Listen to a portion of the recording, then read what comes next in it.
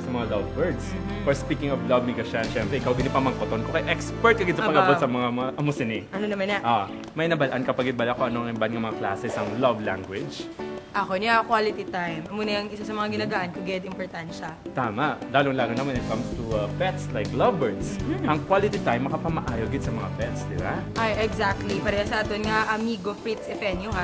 San siya ka pet lover, nga gahatagid pagpalangga kag time, sige sa mga, ay, mga friends. Wow, nga. Ikaw, diba? ano yung mga favorite pet? Birds! Mga meg, subong naman niya, lain naman klase love, ang aton nga experience, subong naman niya. Love with pets naman, ang aton nga himuon kag i-learn. Di ba? Upad ko si Amigo Fritz, Arya, pet lover gid. Amigo Fritz, before kita mag-deal sa imo mga pets, anay, pwede mo kami ipakilala, anay. Kay do ka scary, so para do ma-establish wala na yung friendship na ginatawag, how? Sige. Bali, amo ni siyang albino, Burmese Python. Ang siya ni si Eredesa. Tapos si Tinkerbell. Tinkerbell, hi. Hi. Touch lang, anay, ha? Maling pythons, ha? Burmese Python. Tapos ang aring kamay, Green Tree Python, si Tweet. Tweet. Tapos, ang ako na tarantula, si Ox. Tapos ang mga scorpion, tuloy panangalan ng mga scorpions. Lain naman ang taste mo yung Amigo Fritz, ha? Ka-interesting gid. Paano ka man nagtubo niyang imo nga interest sa like amuning mga klase animals ya? Since ang kamay pa ko, mahilig naman ko sa mga mag-alaga, sa mga mga creepy crawlers, kag mo daw ang natawag nila mga reptiles. Kay sa gamay pa lang ko, panakop na ko tiki sa balay, tapos sinatago-tago ko.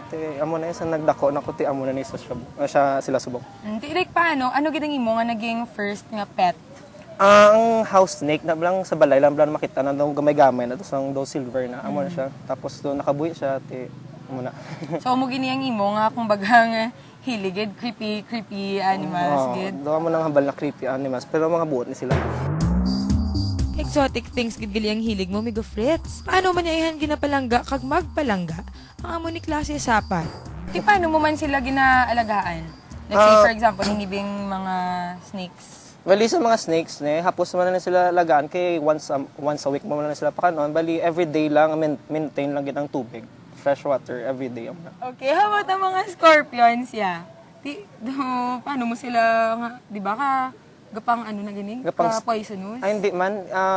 Mga ano lang sila yung mga... Ang ila... May ara man sila na venom po, hindi sa makadulot sa tao. Pero hindi man sakit ang ila, sting. Paano ka man mag-alaga sina?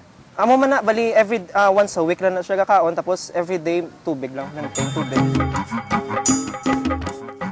Grabe man ang pagpalangga mo sa imo mga animal friends, ha?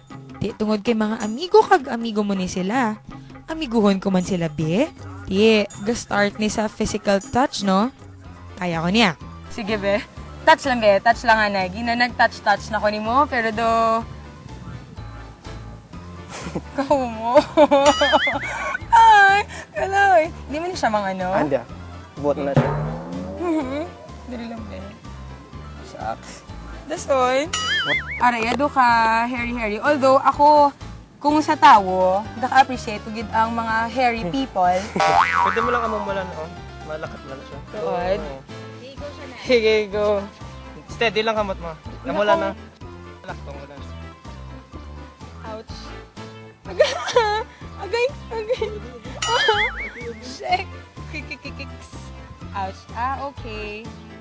Te. Love ko na siya. Sige na. Mukha na siya. Kakalam. Ay, sorry. Hay, grabe. Love knows no boundaries man gid.